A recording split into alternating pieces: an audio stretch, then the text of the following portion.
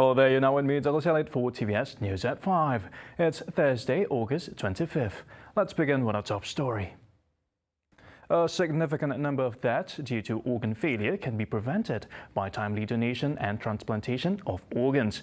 However, Sarawak is beset by an extreme deficit of organ availability for transplants with just 5,000 registered donors so far. Deputy Premier Dato Sri Dr. Sim Kui Hian said the figure made up just 2% of Sarawak's population of 2.4 million. Hence, a broad-based campaign to encourage more people to donate could help. Transplant, right? Many patients wait until they die because you don't have enough people.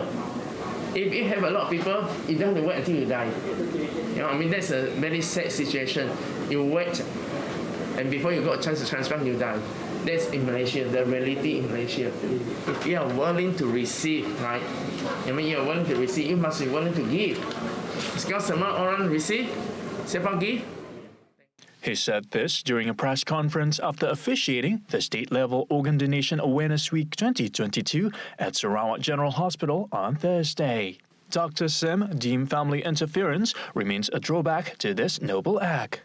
He also advised organ donor pledges to inform their family members of their intention. Additionally, Sarawak's medical care should also be on par with its developed counterparts as it aspires to be one by 2030. Theme Dharma Organ Cakna Demi Kehidupan, the campaign aims to increase the sign-up rate of pledges among Sarawakans. In a similar development, Dr. Sim, who is also the Minister of Public Health, Housing and Local Government, also officiated Sarawak General Hospital's Organ Procurement Unit Office. Also present at the event were Sarawak Health Department Deputy Director Dr. Azli Ayu and SGH Director Dr. Nyan Hee Ung. A former official of the Finance Ministry today admitted at the High Court that her witness statement for Dato Sri Najib Razak's One Malaysia Development Berhad 1MDB trial was drafted by two of her officers at the time without her presence. Dato Seri Zawiya Muhammad Desa, who was the ministry's Deputy Secretary General then, said it was drafted by two individuals who were handling the loan part. The 26th prosecution witness said this when cross-examined by lawyer Tan Sri Muhammad Shafi Abdullah, who was representing Najib at the trial of the former Prime Minister involving the misappropriation of 2.3 billion ringgit from 1MDB. The witness made the remarks when the veteran lawyer asked whether she had prepared the statement or not. The witness also admitted that a statement was given to her at the last minute to be signed and she did not have enough time to peruse it beforehand. Muhammad Safi then went on to read the final page of Siti Zawiya's 40-page witness statement that was previously tendered in court as evidence, specifically reading out the line where she said the witness statement is true based on her knowledge. Earlier this morning, Najib was seen sitting in the dock without being handcuffed. Najib is now serving his 12-year jail term in the SRC International Sdn Berhad case. He is now facing 4 charges of using his position to obtain bribes totaling 2.3 billion ringgit from 1MDB funds and 21 charges of money laundering involving the same amount. The participation of women in the country's labour market is still low compared to other Southeast Asian countries, with only 47.7% women in the workforce in 2020. Last year, the number increased slightly with 55.5%, or half of the Malaysian population.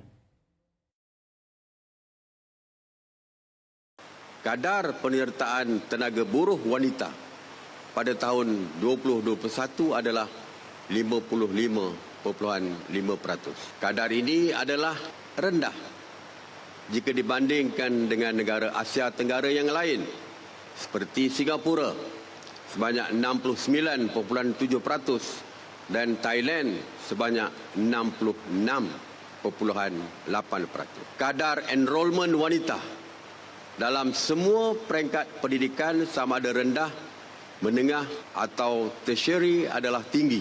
Tetapi bagi aspek kadar penyertaan dalam pasaran buruh, penglibatan wanita adalah rendah. The Prime Minister said this at the 60th National Women's Day celebration at Dewan Perdana Felda on Thursday. He stressed that efforts to empower women should start from their basic needs, such as their ability to generate income to ensure the survival of themselves and their families. Ismail Sabri said the government has agreed to set up the gender focal point and gender focal team at all ministries and agencies to increase women's participation through gender mainstreaming in the planning and implementation stages of government policies and initiatives. The 60th National Women's Day celebration was graced by Raja Permaisuri Agong Tunku Hajah Azizah Aminah Maimunah Iskandaria.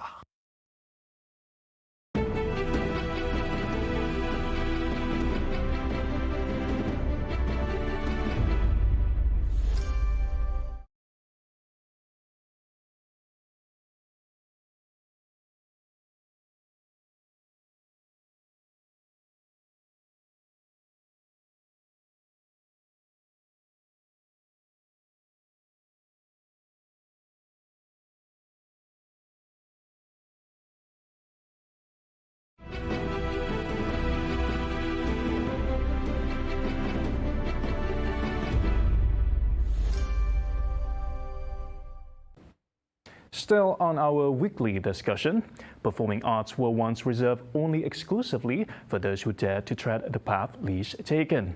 And our understanding of the career is mostly limited to either acting and singing. As the industry expanded over the years, our awareness, unfortunately, did not. We're joined today by Felix Augustus, the founder of Rumah Serak. As an active member of the performing arts community in Sarawak, we asked him if there is a future in the arts industry, especially here in the state.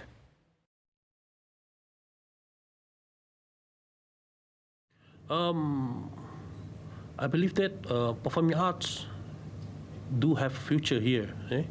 You see, it's not necessary that you have to be like an actor or a singer if you are in this field. Because at first place, you have to understand this field. You can be much better than that. You can be the lighting man, you can be the cameraman, there's a lot.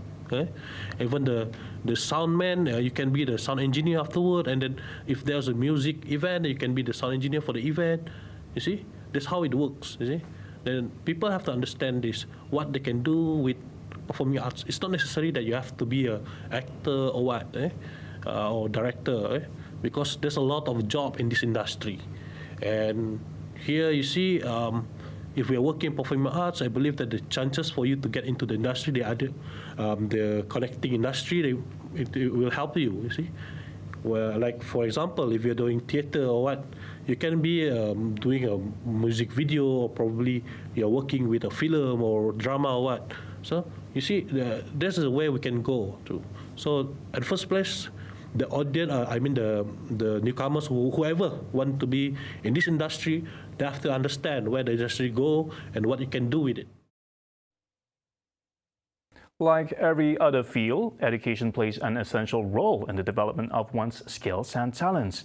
An arts academy, for example, can sculpt and polish raw talents into their full potential. After all, knowledge is power. I do believe that to have academy here is good initiative to develop more talent, specifically in any field, in their field that they're interested in. I believe that an academy will help them to understand more about where they're heading to. Okay, so there will a lot of things. I'm not saying that it can be used only in Sarawak, but you can use it anywhere. As long as you have the knowledge, that's the most important thing. And then for them to have a good management team, and then they have to know to understand the industry. This academy will help them, so that we don't see waste of talent in the future. So as long as they understand where they're heading to. The career flow lah. The career, they will understand what they can do with the career. So I believe that if we can start an academy here, it will help them a lot. Have an academy, I believe that you have to have the good teacher, a good instructor or lecturer, whatever you can call it.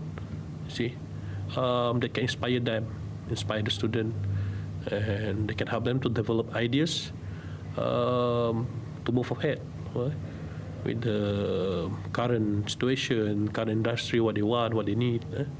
So we need people that have the knowledge and in the field that understand where are we heading now. See, so this is the most important thing. I think first thing first in creative industry, ideas is the most important thing. Yeah? You can say any equipment, but equipment keep on develop every day. They keep giving you new stuff, new product, but the ideas, even if you have the basic equipment, if they know how to use it, I'm sure they can do something good. Right? It's not necessary you have to have the technology with you, but as long as you know the basic is good already. Just what we need now are the people, the one that can inspire them. And education alone is not enough for the sustainability of the arts industry. While Sarawak does have the platform to showcase its talents, promotion and talent management are hard to come by, as most artists are self-reliant. This, Felix pointed out, is the missing link for the performing arts industry in Sarawak.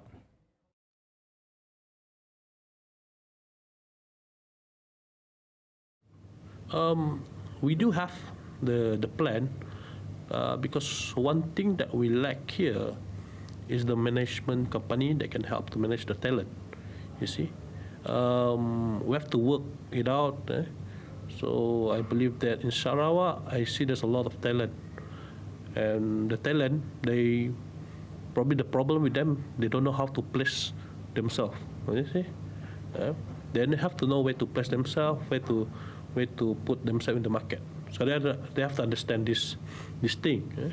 So that's the most important thing. They need a management team, management company that can work with them. So then they can go around in Sarawak. They can easily get a job in Sarawak or even in Malaysia or all around the world. See, this is what the most important thing they need. See, so we do believe that we can work it out. We can help them to expand themselves.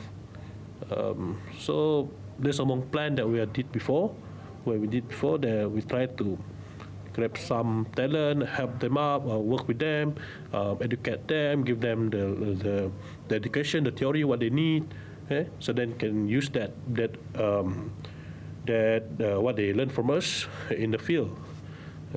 So this is what they need. So we also, because our ambition is to help to groom the talent and to groom the industry.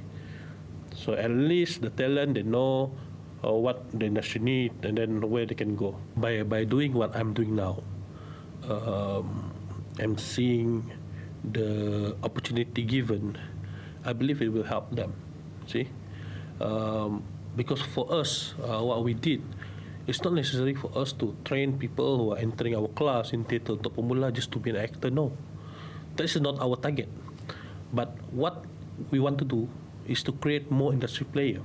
It's not necessary for you to be an actor. See, you can be a producer maybe, or a director, or much more than that. So I believe that the effort that we put in will help them to groom themselves, to know the industry, and to work to help themselves also.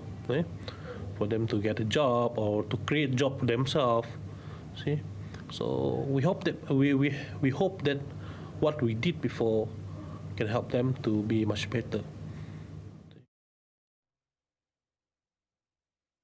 And that's the Quarter Hour update on News at 5. Join Lorenzo Isaac on Netline 11 p.m. tonight. I'm Douglas Elliott. Thank you for watching.